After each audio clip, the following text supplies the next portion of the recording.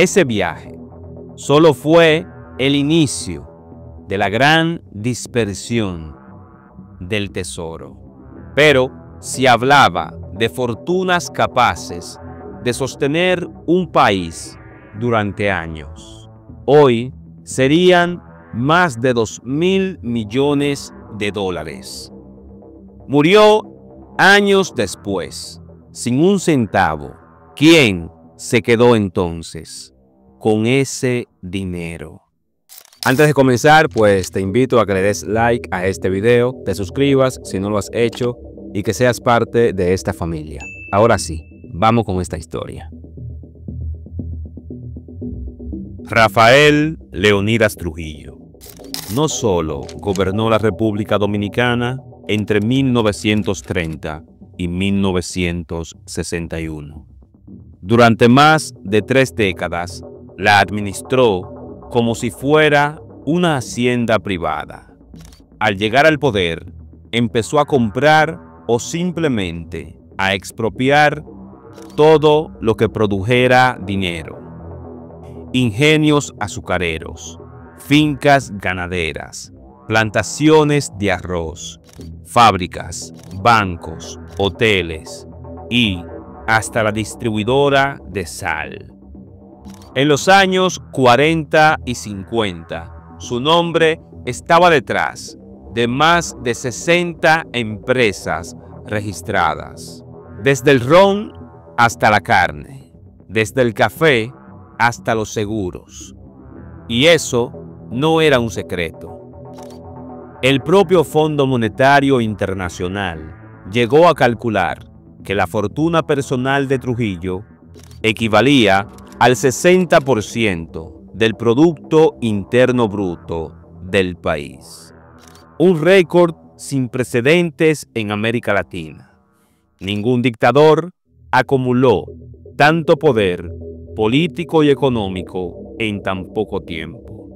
Trujillo era el presidente, pero también terrateniente, el banquero, el comerciante, el dueño del puerto y el jefe de todos. El que quería trabajar en República Dominicana tenía que pagar, de una u otra forma, tributo al jefe. Convirtió al Estado en su caja registradora personal. Y, mientras el pueblo vivía en la pobreza, él amasaba una fortuna que lo puso en la lista de los hombres más ricos del continente.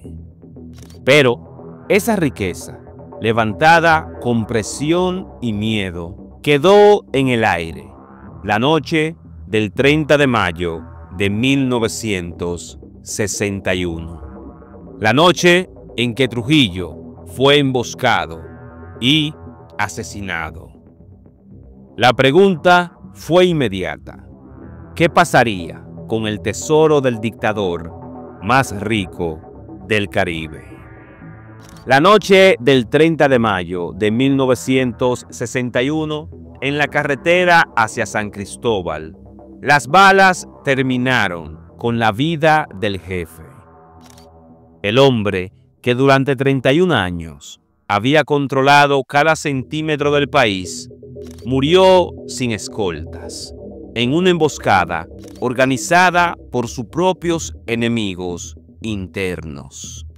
En cuestión de horas, el poder absoluto se convirtió en un botín en disputa. El régimen se tambaleaba. Sus más cercanos colaboradores huían y la familia Trujillo, acostumbrada a los lujos, entraron en pánico. Los rumores se multiplicaron.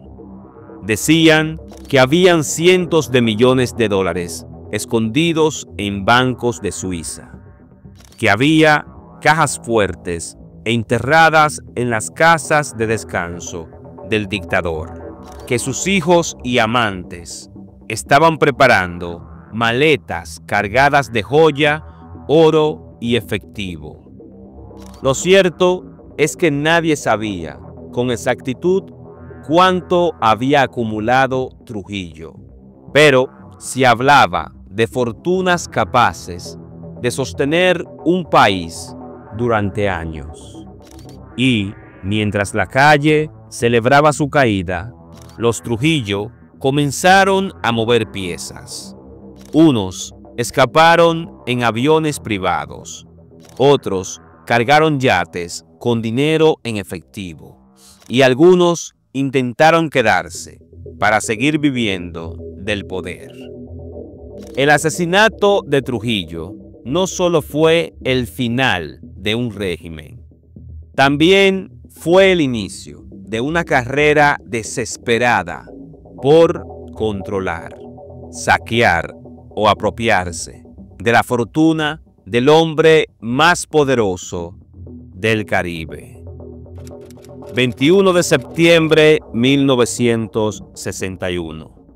Apenas 3 meses después de la muerte del dictador, un documento de la CIA registraba algo explosivo. El yate Angelita, propiedad de la hija predilecta de Trujillo, María de los Ángeles del Sagrado Corazón de Jesús, Trujillo Martínez, partía hacia Francia. A bordo llevaba $46 millones en efectivo. Una fortuna gigantesca para la época. Hoy serían más de $2.000 millones. El destino era París, y con ella viajaba una parte sustancial del botín de la dictadura. Pero lo más dramático es que, pese a semejante fortuna, la historia de Angelita terminó en tragedia. Murió años después, sin un centavo, abandonada e enferma. ¿Quién se quedó entonces con ese dinero? Las versiones son contradictorias, pero todo apunta a que banqueros, testaferros y aliados extranjeros se apropiaron de la mayor parte. El Angelita no solo fue un yate cargado de maletas, fue el símbolo de una fuga silenciosa, de cómo la fortuna de un país entero salió en secreto, mientras en la isla los dominicanos seguían en pobreza y miedo. El clan Trujillo juraba que nadie más sacó dinero, pero la evidencia dice otra cosa. Ese viaje solo fue el inicio de la gran dispersión del tesoro. A diferencia de Angelita y los herederos directos, no todos los Trujillos tuvieron acceso a maletas llenas de dinero. El propio sobrino del dictador, en su testimonio, cuenta cómo en febrero de 1961, meses antes del magnicidio, el jefe ordenó algo muy concreto: que buscaran 8 propiedades comerciales y la pusieran a nombre de sus sobrinos. Edificios en el centro de Santo Domingo, que generaban rentas de hasta 4.500 pesos mensuales, un equivalente al dólar en ese momento. Pero esa herencia llegó tarde. Apenas les entregaron 8.000 pesos en efectivo. Dijo que con eso y nada más salieron del país. Bastante te dieron. No hubo cuentas secretas, no hubo maletas, solo un puñado de pesos que se evaporó en el exilio. La realidad fue brutal. Mientras 5 miembros privilegiados del clan Trujillo sacaban millones, la mayoría de sobrinos, tíos y familiares tuvieron que trabajar en el extranjero para poder sobrevivir. Un imperio que parecía eterno se deshizo en cuestión de meses, y los herederos, acostumbrados al lujo bajo la sombra del dictador, conocieron la pobreza y el abandono en tierras lejanas. La familia Trujillo siempre dijo que todos se llevaron dinero, pero los archivos, las confiscaciones y los propios testimonios revelan que la fortuna fue selectiva. Unos pocos la concentraron, la mayoría la perdió y el pueblo nunca la recuperó. Según el testimonio de este sobrino, la historia de la fortuna tiene un número exacto: 5 personas, ni más ni menos. Los únicos que lograron sacar dinero real de la República Dominicana fueron María de los Ángeles, Angelita Trujillo, hija predilecta, con su viaje en el yate Angelita, cargado con 46 millones de dólares rumbo a Francia. Ramfis Trujillo, el hijo mayor, que heredó la estructura militar y gran parte de los negocios del régimen. Bienvenido Trujillo Molina, hermano del dictador, señalado como el único Trujillo de la generación mayor que realmente sacó dinero fuera. Petán Trujillo, otro de los hermanos, aunque con menor fortuna que Ramfis y Angelita, se benefició de lo que pudo rescatar. Doña María Martínez de Trujillo, viuda del dictador, también trasladó recursos personales antes de ser expulsada del país. Todos los demás familiares quedaron con las manos vacías. Los sobrinos, los primos, los tíos más lejanos vivían de las mensualidades que el dictador le daba mientras estaba vivo. El sobrino lo dijo con claridad: todos mis tíos vivían de lo que les daba Trujillo, y cuando murió no había más. Solo esos 5 lograron sacar dinero, más nadie.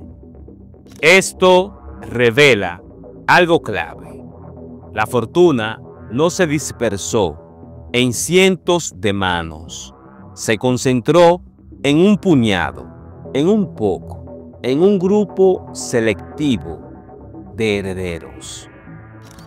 Y con ellos se esfumó para siempre fuera del país. El pueblo dominicano nunca lo recuperó. Los sobrinos no lo disfrutaron. Los demás hermanos quedaron igual que antes, dependientes de un poder que al caer los dejó sin nada. Desde 1961, tras la muerte de Trujillo, la República Dominicana vivió no solo el trauma de salir de una dictadura de hierro, sino también una ola de rumores. ¿Dónde estaba el dinero de Trujillo? ¿Cuánto había acumulado?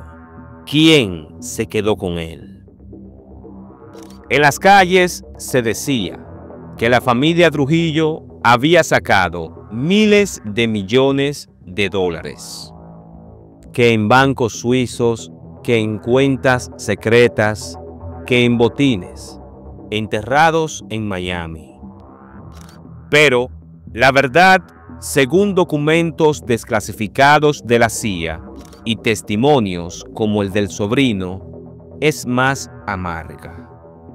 La mayor parte del dinero nunca salió del país. Fue confiscada y absorbida por el Estado dominicano en los años posteriores bajo la presión de Estados Unidos. Ese cuento de que todos los Trujillos se llenaron de dinero es falso. Solo 5 personas sacaron dinero. Los demás murieron pobres. Este mito sirvió de 2 maneras. Primero, para justificar la represión contra cualquier miembro de la familia. El pueblo los veía como multimillonarios, aunque muchos vivían exiliados sin un centavo. Segundo, para legitimar la confiscación del Estado. Se hablaba de fortunas imposibles de calcular, pero en realidad, gran parte se perdió en el caos del traspaso. La fortuna de Trujillo, calculada en más de $1.000 millones de la época, no se convirtió en hospitales ni en escuelas. Se convirtió en botín político. Angelita fue la primera en mover capital fuera de la República Dominicana. Era una suma descomunal. Se calcula que para la fecha serían 2.000 o más de $2.000 millones que no sirvieron para nada. Con los años, Angelita vivió entre lujos en Madrid y en Miami, pero terminó con graves problemas económicos. Murió prácticamente sin fortuna y su historia se convirtió en símbolo del derroche y la caída de los Trujillo. En cambio, Ramfis tuvo un destino más oscuro. Regresó a Santo Domingo poco después del asesinato de su padre y organizó la brutal masacre de los asesinos de Trujillo, desatando una ola de acciones clandestinas. Cuando la presión internacional lo obligó a abandonar el país, salió con riquezas y propiedades. Se instaló en España, donde llevó una vida de playboy, autos de lujo y excesos. Pero en 1969, tras un accidente automovilístico en Madrid, murió a los 40 años. Con él se apagaba el último intento de mantener vivo el legado político de la familia. Angelita y Ramfis simbolizan la paradoja de la fortuna trujillista. El dinero salió, sí, pero fue gastado, dilapidado o arrebatado. Y al final, los herederos murieron sin el poder que durante 3 décadas pareció eterno. Muchos creyeron que la familia Trujillo sería eterna en la riqueza, pero la realidad fue otra. Según su propio sobrino, muchos trabajaron en oficios comunes en Miami, Nueva York o Madrid. Otros murieron dependiendo de lo poco que les quedaba. Entonces, ¿quién se quedó con la fortuna real de Trujillo? Una parte, sus hijos y herederos inmediatos. Otra parte, los gobiernos extranjeros que congelaron y confiscaron cuentas. Y otra, los políticos y empresarios que supieron moverse rápido para quedarse con bienes en República Dominicana. La ironía es brutal. Trujillo construyó un imperio que parecía imbatible, pero en solo meses se desmoronó. Y lo que parecía riqueza infinita terminó en pleitos familiares, cuentas vacías y herederos olvidados. La dictadura cayó, el dictador murió, y la fortuna se deshizo como arena en las manos. Al final, lo único que quedó de Trujillo no fueron sus millones, sino el recuerdo sangriento de un régimen que marcó un país para siempre.